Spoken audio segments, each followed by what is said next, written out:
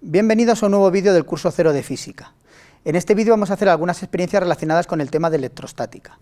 Al principio del tema vimos que los materiales aislantes, por ejemplo, como el vidrio o poliestireno o por ejemplo el PVC, se pueden cargar por frotamiento, por ejemplo, con pelo de animal o con seda. Cuando yo froto, lo que estoy haciendo es transferir electrones de uno a otro, de tal manera que el que gana los electrones queda cargado negativamente, el que pierde los electrones queda cargado positivamente. Supongamos, por ejemplo, que aquí el vidrio ha perdido los electrones y, por ejemplo, tiene carga positiva. ¿Qué ocurre si lo acerco ahora a una lata que está hecha de material conductor? Vamos a verlo. La acerco, fijaros que empieza a moverse, y sin que yo la toque, la lata empieza a desplazarse. Ahí veis, bueno, ha salido mejor en la primera parte, ¿no?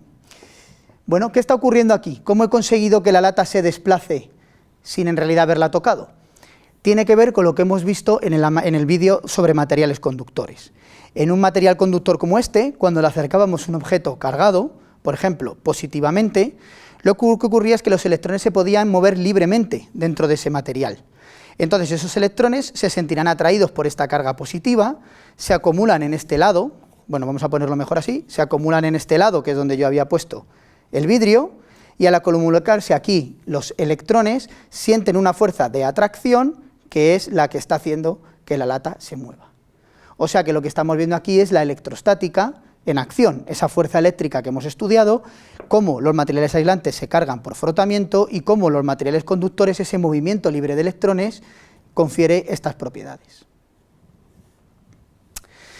Bueno, en una segunda experiencia que tengo aquí, lo que he hecho es construir unos circuitos en serie y un circuito en paralelo, que hemos dedicado 2 vídeos a estudiar, primero los fundamentos, la corriente eléctrica, la ley de Ohm, y después comparar los 2 tipos de circuitos. Este de aquí es un circuito en serie. Como veis, tengo la pila de 4,5 voltios, tengo el hilo conductor, tengo un interruptor y tengo 2 bombillas que son iguales. En este, sin embargo, tengo el circuito en paralelo, tengo los mismos elementos, pero en lugar de estar puesto una bombilla después de otra, lo que tengo es las 2 bombillas dividiendo aquí el cable y cerrando de nuevo el circuito. Bueno, vamos a ver qué ocurre cuando encendemos las bombillas en serie. Cuando enciendo el circuito en serie, como veis, las 2 bombillas brillan igual, ¿sí? Decíamos que la resistencia total del circuito era la suma de la resistencia que aportan estas 2 bombillas, y según la ley de Ohm, la corriente era el voltaje que da la pila, 4,5 voltios, dividido de esa resistencia que sería la suma de los 2. La corriente circula por el circuito, un circuito cerrado, las bombillas brillan. Fijaros que si yo, por ejemplo, quito esta bombilla, la desconecto, ahora el circuito está abierto, ya no brilla ninguna de las 2. Ojo que lo mismo ocurre si quito la segunda.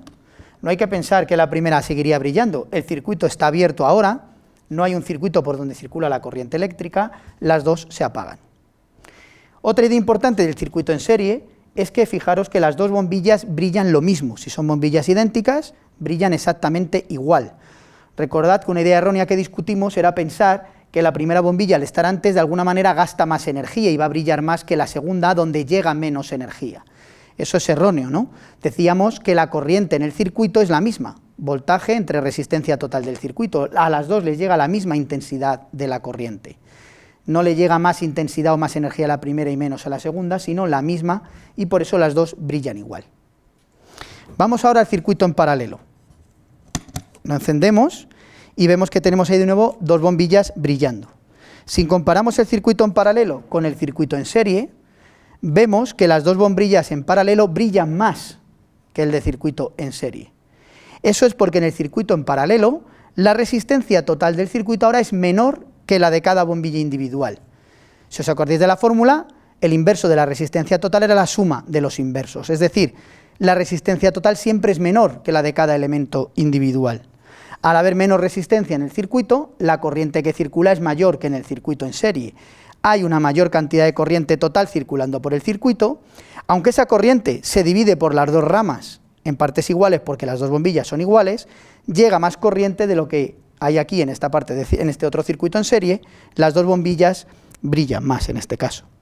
Os recuerdo que en uno de los vídeos hicimos un ejemplo numérico y con una simulación donde analizamos todos estos casos.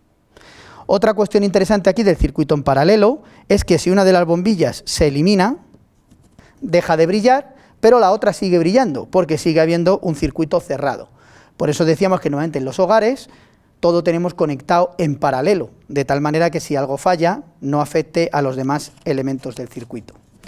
Por último, comentar que como aquí las bombillas brillan más, por eso en los circuitos en paralelo se gastaría antes la pila, se gasta más energía que lo que ocurre en un circuito en serie.